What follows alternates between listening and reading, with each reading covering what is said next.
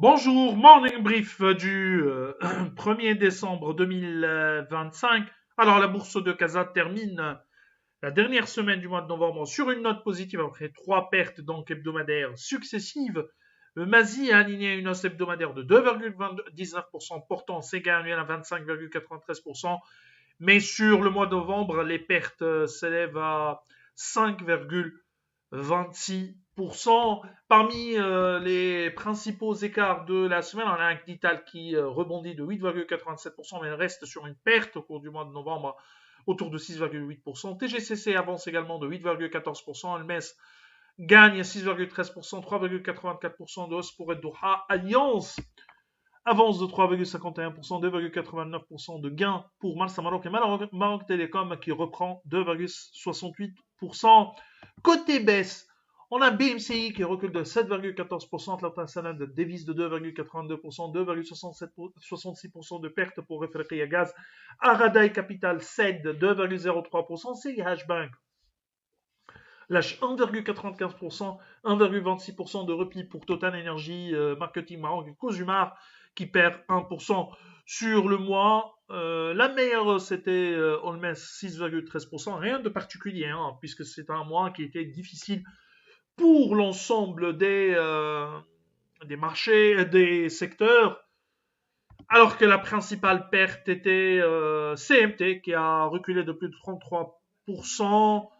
Bien sûr, suite à l'annonce de l'amende record, hein, de l'amende record suite au jugement donc de première instance pour qu'elle paie pour le paiement d'une amende de 2 milliards 325 autour de 2 milliards 325 millions de dirhams à l'administration des douanes.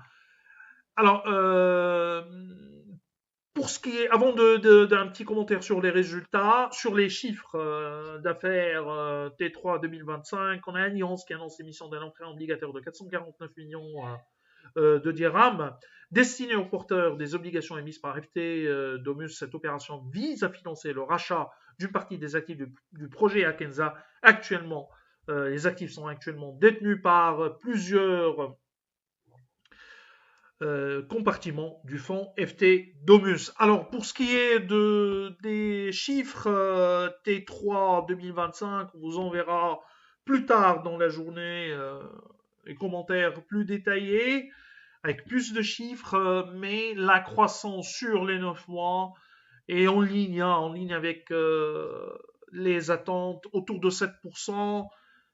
Pour notre univers marocain, nous, on s'attend sur l'ensemble de l'année 7,6%, alors que la croissance était autour de 7% sur les 9 mois. Sur le troisième trimestre, 11% de hausse, sachant qu'en glissement annuel, il y a bien sûr l'impact d'une croissance externe, notamment de cas de TGCC.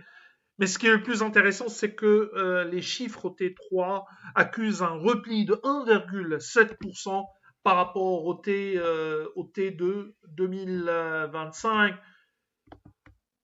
Pour les banques, il s'agit d'un troisième trimestre qui était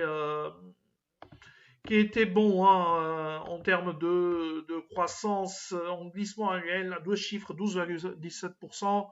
Mais on replie par rapport au T2, et ça, on avait dit qu'il y a une normalisation ou un ralentissement de la croissance du PNB des banques. 5 également pour les revenus. La croissance était la hausse des revenus du PNB des banques aux 9 mois est autour de 6%. Alors, c'est tout ce qu'on a pour ce matin. Merci pour votre attention. On vous donne rendez-vous pour demain matin. Au revoir, à demain.